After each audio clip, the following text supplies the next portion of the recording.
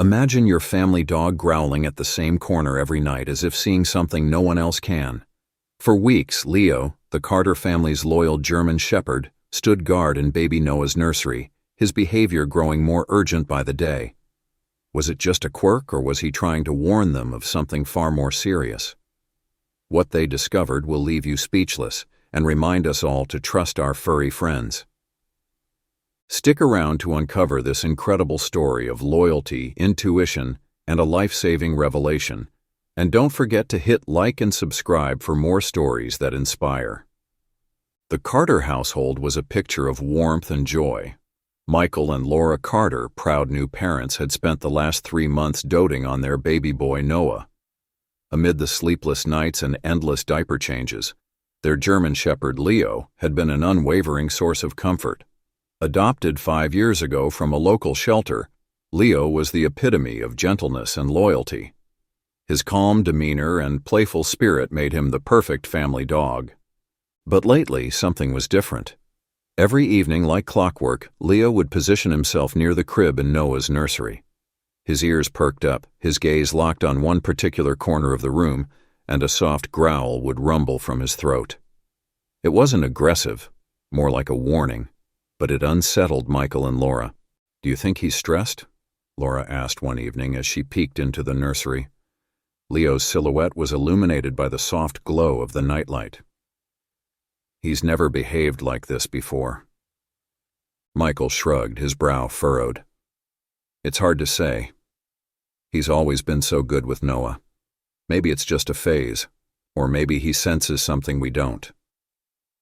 The suggestion hung in the air, unspoken fears bubbling beneath the surface.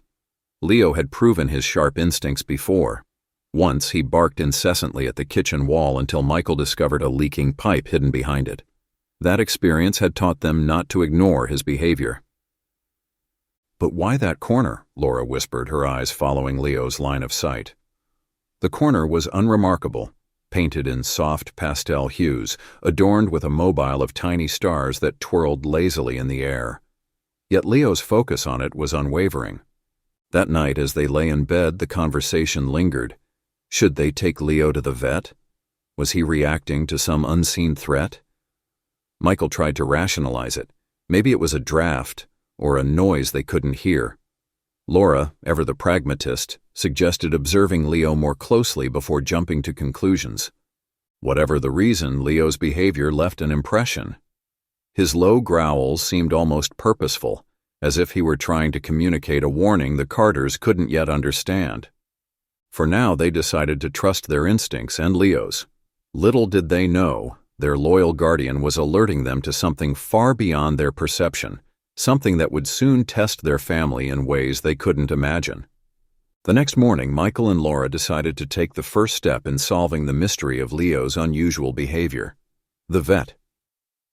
Leo, always eager for car rides, wagged his tail happily as Michael opened the car door, his earlier tension seemingly forgotten in the morning light. The veterinarian, Dr. Harper, greeted them warmly. "Leo looks great as always," she said, running her hands over his fur. She checked his ears, teeth, and paws, and even listened to his heart. "He's in perfect health," Dr. Harper concluded, her smile reassuring. "Sometimes dogs just fixate on things we can't see or hear. Changes in the environment, new smells, even subtle noises." Michael exchanged a glance with Laura. Could it be something he's sensing in the house? "He growls at the same corner in the nursery every night." Dr. Harper nodded thoughtfully. "It's possible. Dogs are incredibly sensitive to things like drafts, vibrations, or even pests in the walls. If it's persistent, I'd recommend keeping a close eye on his behavior." As they drove home, Michael couldn't help but feel both relieved and unsettled. If Leo was perfectly healthy, his focus on the nursery corner had to mean something. That evening, after tucking Noah into his crib, Michael decided to observe Leo more closely. Armed with a notepad, he settled into a chair in the nursery, ready to document the dog's every move. Leo entered the room with his usual calm, his tail wagging slightly as he sniffed at Noah's crib. Then, as the evening deepened, the shift began. His ears perked up, his posture stiffened, and his eyes locked onto the corner of the room. A low growl emanated from his throat, soft at first, but growing in intensity as the minutes passed. Michael squinted at the corner, searching for anything unusual. The baby monitor blinked softly on the dresser, its steady green light a reassurance of Noah's safety. But Michael felt a faint tickle of cool air on his arm. Frowning, he moved closer to the corner and placed his hand against the wall. A subtle draft brushed his fingers, cold and persistent. "Laura," he called softly. She appeared in the doorway moments later, her expression questioning. "Feel this," Michael said, gesturing to the wall. Laura placed her hand where he indicated and immediately noticed the draft. "That's strange," she murmured. "The windows are sealed, and we've never had a problem with insulation before." Michael nodded, a sense of unease settling over him. Maybe it's connected to why Leo's been acting this way. Leo, sensing their attention, let out a brief bark and wagged his tail once as if confirming their suspicions. "We need to figure this out," Laura said firmly. "If there's something wrong with the house, it could affect Noah." "Agreed," Michael replied. He looked down at Leo, who had resumed his position by the crib, his growl quieter but still present. "Good boy," Michael whispered, scratching behind his ears. "We'll figure it out, buddy." As they left the nursery for the night, Michael couldn't shake the feeling that they were only scratching the surface of a larger problem. Leo's behavior wasn't random, and the draft was a clue they couldn't ignore. The following morning, Michael awoke with a plan. If they were going to understand Leo's behavior, they needed to approach it methodically. Armed with a notepad, flashlight, and a growing curiosity, Michael began tracking the details of Leo's nightly routine. During the day, Leo was his usual self, calm and playful. He lounged in the sunny patches of the living room, wagging his tail whenever Noah babbled from his crib. He seemed completely at ease, showing no signs of the agitation that overtook him in the evenings. Michael jotted this down, noting the stark difference between Leo's behavior during daylight hours and after sunset. "Whatever it is," Michael muttered to himself, "it only bothers him at night." By mid-afternoon, Michael noticed the subtle shift in Leo's demeanor. The dog grew more alert, occasionally pacing between the nursery and the living room. It was as if he was preparing for something. His ears twitched at every creak of the house, and he stayed close to Noah's side, his watchful eyes tracking every movement.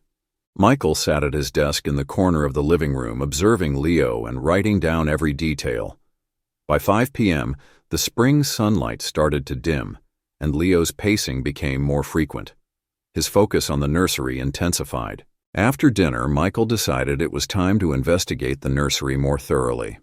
With Leo by his side, he stepped into the room, flashlight in hand.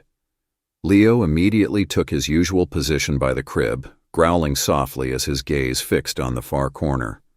Michael started at the windows, checking the seals and ensuring they were locked.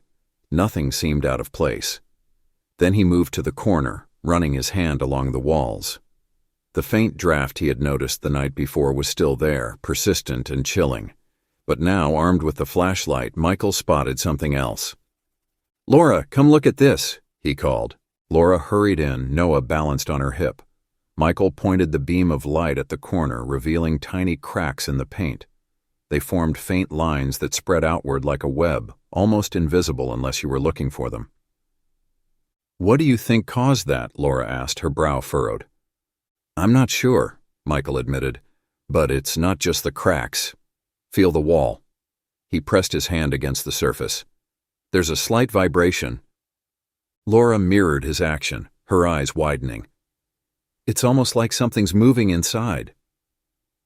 Leo let out a sharp bark, startling them both. He stood, his growls intensifying, his nose pointed directly at the corner as if urging them to pay closer attention. Later that night, after settling Noah to sleep in their room, Michael and Laura sat at the kitchen table, their unease growing. Laura tapped her finger on the table, lost in thought. "You know," she began, "this reminds me of the kitchen last year." Michael looked up. "What about the kitchen?" "Remember when Leo kept pawing at the wall near the sink? We thought he was just acting out, but it turned out there was a leaking pipe. He sensed it before we saw any signs." Michael nodded slowly, the memory coming back to him. They had ignored Leo's behavior for weeks, only to discover that the leak had caused significant water damage. If not for Leo's persistence, they might not have caught it in time. "You think this could be the same kind of thing?" Michael asked. "It has to be," Laura said. "Dogs sense things we can't. Smells, sounds, vibrations. If Leo's this insistent, there's got to be something wrong." Michael leaned back, exhaling deeply. "Then we can't ignore it. I'll call a home inspector tomorrow. Whatever this is, we need to get to the bottom of it." That night, Michael sat in the nursery one last time, flashlight in hand. Leo lay at his feet, his growls softer but still present. Michael reached down, running a hand through the dog's thick fur. "We hear you, buddy," he murmured. "We'll figure this out." As if understanding, Leo wagged his tail briefly before turning his eyes back to the corner. His growls faded into a quiet whine, as though relieved that his family was finally taking action. The night was quiet except for the soft creak of the house settling and the occasional whimper from baby Noah in the next room. Michael stayed awake, determined to figure out what had been unsettling Leo. His phone sat on the coffee table, ready to call the home inspector first thing in the morning. But the unease that had been building in him demanded immediate answers. Michael positioned himself in the nursery, seated in the armchair by the crib with a notebook in hand. Leo lay at his feet, his ears perked and his eyes fixed unwaveringly on the corner of the room. The faint draft Michael had noticed before stirred the edges of the baby mobile, making it twist ever so slightly. It was such a subtle movement that it would have gone unnoticed without the flashlight. He noted the details in his journal. 11:30 p.m. Draft, more noticeable. Slight rushing sound in the corner. Leo growling intermittently. As the clock approached midnight, the room grew colder. Michael rubbed his hands together, his breath visible in the faint light. That was when he heard it, a faint, almost imperceptible noise. It wasn't quite a whistle, but more like a gentle rushing sound, as if air or water was moving through the wall. "Laura," Michael whispered, standing up. "Come here." Laura appeared in the doorway, cradling Noah, her face filled with concern. "What is it?" "Listen." Michael pointed to the corner. Laura leaned in, holding her breath. "It sounds like water?" "I think so," Michael said, his voice heavy with worry. "But the inspector will have to confirm. I can't figure out where it's coming from." Leo's growling shifted. His deep guttural noise softened into a low whine, his nose pressed against the baseboard. It was as if he was pleading with them to understand the urgency of the situation. Laura knelt beside him, running her hand along his back. "What is it, boy?" she murmured. "What's wrong?" Leo nudged her hand with his nose, his eyes flicking between her and the corner. It was a behavior Laura recognized from the past, Leo's way of alerting them without panic, a quiet insistence that something wasn't right. The baby mobile above Noah's crib twirled lazily, casting shifting shadows on the nursery walls. The faint draft seemed to pick up strength, swirling in the confined space. Laura tightened her hold on Noah, a shiver running down her spine. "It's like the room is breathing," she said softly. Michael nodded. "Whatever's causing this it's not just structural. There's something happening behind that wall." They exchanged a look, both feeling the same sense of urgency. If Leo's behavior was any indication, they couldn't wait any longer to address the issue. They needed answers, and they needed them fast. The next morning, Michael woke early, his mind racing with possibilities. He immediately called a trusted home inspector, explaining the situation in detail. "I can't make any promises until I see it," the inspector said. "But dogs are incredibly perceptive. If he's reacting this strongly, it's worth investigating thoroughly. I'll be there tomorrow morning." Hanging up, Michael felt a weight lift slightly, though the unease still lingered. He glanced at Leo, who sat at the nursery doorway, alert and unyielding. Throughout the day, Michael and Laura worked together to prepare for the inspector's visit. They moved Noah's crib into their room temporarily, unwilling to take any risks until they understood the scope of the issue. Leo followed them as they worked, pacing the hallway with a quiet intensity. As night fell, the familiar pattern resumed. Leo positioned himself in the nursery, his body tense and his gaze fixed on the corner. But this time his growls were less aggressive, as if he understood that his family was finally taking action. "Tomorrow, buddy," Michael said, crouching down to scratch behind Leo's ears. "We'll figure it out." Leo wagged his tail once, a small but reassuring gesture. For the first time in weeks, Michael felt a glimmer of hope.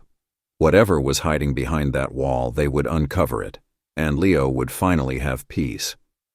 The next morning, the Carters waited anxiously as the home inspector, Mr. Garrett, arrived with his toolkit. Leo greeted him with his usual cautious sniff, then immediately trotted toward the nursery, as if eager to show him the problem. "Dogs are often better at spotting trouble than humans," Mr. Garrett remarked, following Leo into the house. "Let's see what your friend here has been so worried about." Mr. Garrett began his inspection, carefully examining the nursery. He ran his hand along the walls, tapped at the baseboards, and used his flashlight to illuminate the corner where Leo had been focusing his attention. The dog sat nearby, his eyes trained on Mr. Garrett's every move. "This corner definitely feels off," Mr. Garrett murmured, pressing a level against the wall. "There's a slight tilt here, not significant yet, but worth noting. Let me test for moisture." He pulled out a moisture meter and slid it along the wall. The device beeped loudly, the screen flashing red. "Elevated moisture levels," he confirmed, looking up at Michael and Laura. "This wall's been exposed to water for some time." Mr. Garrett moved outside to inspect the exterior wall, closely examining the gutter system above the nursery. It didn't take long for him to pinpoint the source of the problem. "These gutters are clogged and sagging," he explained. "During heavy rains, water's been overflowing and seeping into the wall. Over time, it's saturated the interior, and that's where your draft and vibrations are coming from." Michael exchanged a worried glance with Laura. "How bad is it?"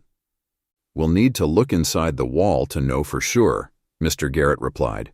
"But based on the signs, I'd say there's a good chance the structural beam in that corner has sustained water damage." With the Carters' permission, Mr. Garrett carefully removed a section of the drywall in the corner. As the panel came away, a dark, damp stain spread across the exposed wooden beam. The air inside was musty, carrying a faint odor of mold. "Well, there it is," Mr. Garrett said grimly, shining his flashlight into the cavity. "The beam's rotting. That's what's been causing the vibrations your dog noticed. If this had gone unnoticed much longer, it could have led to a partial wall collapse." Laura gasped, clutching baby Noah tighter. "It's that serious?" Mr. Garrett nodded. "The beam's structural integrity is compromised. We'll need to replace it, address the water damage, and fix the gutters to prevent this from happening again." As Mr. Garrett inspected the cavity further, Leo stepped closer, sniffing at the exposed beam. His ears twitched and he let out a single, soft bark, as if confirming the discovery. The inspector chuckled. "Your dog's instincts were spot on," he said. "He probably heard the wood creaking under the strain and felt the subtle shifts in the structure. Dogs are remarkable at detecting things we can't." Michael knelt down beside Leo, scratching behind his ears. "Good boy," he said softly. "You've been trying to warn us this whole time." Mr. Garrett took photographs and made detailed notes explaining the next steps. He recommended a reliable contractor who could begin repairs immediately and reassured the Carters that the situation, while serious, was entirely fixable. "This could have been much worse," he said. "If the beam had failed completely, it would have jeopardized the whole corner of your house. You caught it just in time, and you have Leo to thank for that." That evening, as the Carters prepared for the contractor's arrival the next day, they moved Noah's crib to their room and thanked Leo with his favorite treat. The German Shepherd lay contentedly on his bed, his vigilant watch finally easing. "I can't believe he sensed all that," Laura said, stroking Leo's fur. "He probably saved us from a disaster." Michael nodded, watching their loyal dog with newfound admiration. "He's more than a pet. He's our guardian." As they settled into bed, the Carters felt an overwhelming sense of gratitude. not just for Leo's instincts but for the chance to fix the problem before it escalated. In the quiet of the night, with Leo resting peacefully beside them, they knew their family was in good hands. The next morning, the contractors arrived equipped with tools, scaffolding, and materials to repair the damage uncovered by the inspection. As they unloaded their gear, Leo watched intently from the doorway, his ears perked and his tail wagging cautiously. The lead contractor, Mr. Peterson, approached the Carters, clipboard in hand. "We'll start by removing the damaged beam and checking the surrounding areas for further issues. Once that's done, we'll install a new support beam, waterproof the wall, and fix the gutters." Laura held Noah tightly as Michael asked, "How long will it take?" "About 2 weeks," Mr. Peterson replied. "We'll work as quickly as we can, but we want to make sure everything is done properly." Leo followed the contractors into the nursery, positioning himself near the corner as if supervising their every move. The workers chuckled at his attentiveness. "This dog's got a better work ethic than some people I know," one of them joked, scratching Leo's head. As the workers began dismantling the damaged section of the wall, they discovered the extent of the water damage. The rotted beam had compromised nearby wooden supports, and mold had spread further than initially anticipated. "This was a ticking time bomb," Mr. Peterson said gravely. "If your dog hadn't alerted you, the wall could have collapsed in a few months, especially with the rainy season coming." Laura felt a shiver run through her. She glanced at Leo, who stood calmly nearby, his watchful eyes tracking the workers' progress. "He's more than just a dog," she whispered to Michael. "He's our protector." Over the next few days, Leo became an honorary member of the construction crew. He followed the workers as they carried materials in and out, inspecting their work with a wag of his tail. The contractors took a liking to him, often calling him Inspector Leo. "Hey, buddy," one of them said, kneeling to pet him. "You're doing a great job keeping us in line." Leo seemed to understand the importance of their work, no longer growling or whining at the corner of the nursery. His calm demeanor reassured the Carters that progress was being made. News of the Carters' discovery spread through the neighborhood. Curious neighbors stopped by to check on the repairs, and many shared similar concerns about their own homes. Inspired by Leo's story, several families hired inspectors to evaluate their properties. Margaret, the elderly neighbor next door, visited with a basket of cookies. "You've got a remarkable dog," she said, patting Leo. "Because of him, I found some water damage in my basement before it got worse. He's a hero." Laura smiled, holding Noah close. "We've always known he was special, but this just proves it." Michael and Laura took turns overseeing the repairs while balancing their work schedules and caring for Noah. During her time at home, Laura prepared snacks and cold drinks for the workers, grateful for their efforts to ensure their family's safety. Leo, ever vigilant, seemed to take pride in his role as the household guardian. When the contractors finished for the day, he would inspect the room as if giving his approval, finally relaxing by the crib once he was satisfied. As the repairs neared completion, the nursery began to transform. The new support beam was sturdier than the original, and the walls were treated to prevent future water damage. The gutters were replaced with a more efficient system, ensuring rainwater would be properly diverted. On the last day of work, Mr. Peterson called the family into the nursery. "Take a look," he said, gesturing to the fully repaired and repainted room. "It's as good as new and safer than ever." Michael ran his hand along the freshly sealed wall, a sense of relief washing over him. "Thank you," he said sincerely. "You've given us peace of mind." That evening, the Carters set up Noah's crib in the restored nursery. As they laid him down to sleep, Leo padded in and took his usual spot by the window. Unlike before, there was no growling or tension in his posture, just a quiet sense of peace. Laura knelt beside him, stroking his fur. "You can relax now, boy. You've done your job." Leo sighed contentedly, his head resting on his paws. The room was safe, and his family was secure. For the first time in weeks, the Carters felt a sense of normalcy returning to their home. The family decided to celebrate Leo's dedication with a small party. They invited friends and neighbors, sharing the story of how their loyal dog had alerted them to danger and potentially saved their lives. Leo was presented with a special treat, a steak dinner served on a silver platter. As the guests clapped and cheered, Michael raised a toast. To Leo, the best dog anyone could ask for. He's not just our pet, he's our hero. Leo wagged his tail happily, basking in the affection and attention. His instincts had made all the difference, proving once again the incredible bond between humans and their four-legged companions. The day finally came to move baby Noah's crib back into the nursery. The once damaged walls now stood sturdy and smooth, repainted in a soft pastel blue. The ceiling cracks had been expertly patched, and the corner that once harbored so much mystery now radiated reassurance. Laura carefully arranged the furniture, placing Noah's crib back in its rightful spot by the window, where sunlight streamed in during the afternoons. As they finished setting up, Michael and Laura exchanged a glance, their unspoken relief shared in the quiet of the room. They called Leo inside, eager to see his reaction. Leo padded into the nursery, his nose twitching as he sniffed the air. He walked the perimeter of the room, his tail swishing as he checked every corner with deliberate precision. Michael and Laura held their breath as he paused at the infamous corner, the place that had captured his attention for weeks. Instead of growling or whining, Leo sat down, his posture calm and his tail wagging lightly. He tilted his head, giving them a contented look as if to say, "All is well." Michael knelt beside him, scratching his ears. "Good boy, Leo," he said softly. "You knew something was wrong before we did. We couldn't have done this without you." That evening, Noah slept peacefully in his crib for the first time in weeks. The room was filled with a soothing silence, broken only by the soft hum of the baby monitor. Leo assumed his usual position near the crib, but instead of his tense, watchful stance, he lay comfortably on his new bed, his head resting on his paws. Laura checked on them before going to bed, her heart swelling as she watched Leo glance at her briefly before settling back down. "He's happy now," she whispered to Michael.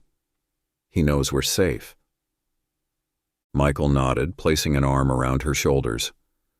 "He's earned his rest," he said, his voice filled with gratitude. News of Leo's heroic vigilance spread through their neighborhood, inspiring many families to pay closer attention to their pets' behavior. Several neighbors, including Margaret next door, discovered early signs of structural issues in their own homes and took steps to address them. Leo's story even caught the attention of the local newspaper, which ran an article titled, "Guardian Instincts: How One Family Dog Protected His Home." The accompanying photo of Leo sitting proudly by Noah's crib became a symbol of the unique bond between pets and their families. To honor Leo's dedication, Michael and Laura threw a small celebration. They invited friends, neighbors, and the contractors who had worked tirelessly to repair their home. Leo was the guest of honor, and Laura prepared a special meal for him, a plate of grilled chicken and rice. As their guests gathered in the backyard, Michael raised a toast. "To Leo," he said, holding his glass high, "for reminding us to trust the instincts of those who love us unconditionally. He's not just our dog, he's our hero." Cheers erupted, and Leo wagged his tail enthusiastically, basking in the love and attention. Even Noah clapped his tiny hands from his high chair, babbling happily as if joining in the celebration. As the evening wound down, Michael sat on the nursery floor, watching Leo gently nudge Noah's hand with his nose. Noah giggled, his small fingers clutching Leo's fur. The sight brought a lump to Michael's throat. "You're his first friend," Michael said, his voice quiet but full of emotion. "And I can't think of anyone better to protect him." Leo looked up at Michael, his eyes shining with a depth of understanding that only a loyal dog could convey. In the following weeks, life returned to normal for the Carters. The house was secure, the nursery was safe, and the unease of the past month faded into memory. But the lessons they had learned stayed with them. Michael often found himself marveling at Leo's ability to sense danger long before anyone else could. It was a reminder that sometimes the most important signals come not in words but in the quiet, persistent actions of those who care deeply. Laura began volunteering at a local animal shelter, sharing Leo's story to encourage others to appreciate the intelligence and loyalty of their pets. "They're not just animals," she would say. "They're family." That night, as the Carters prepared for bed, they peeked into the nursery. Noah was sound asleep, his tiny chest rising and falling rhythmically. Leo lay at his usual spot, his body relaxed and his breathing steady. Michael whispered to Laura, "It's funny, isn't it? How he knew something was wrong all along. I don't think we'll ever doubt him again." Laura smiled, leaning her head on Michael's shoulder. "He's more than just a dog. He's our guardian." As they turned out the light, Leo let out a soft sigh, his ears twitching slightly before settling into a peaceful sleep. His family was safe, his job well done.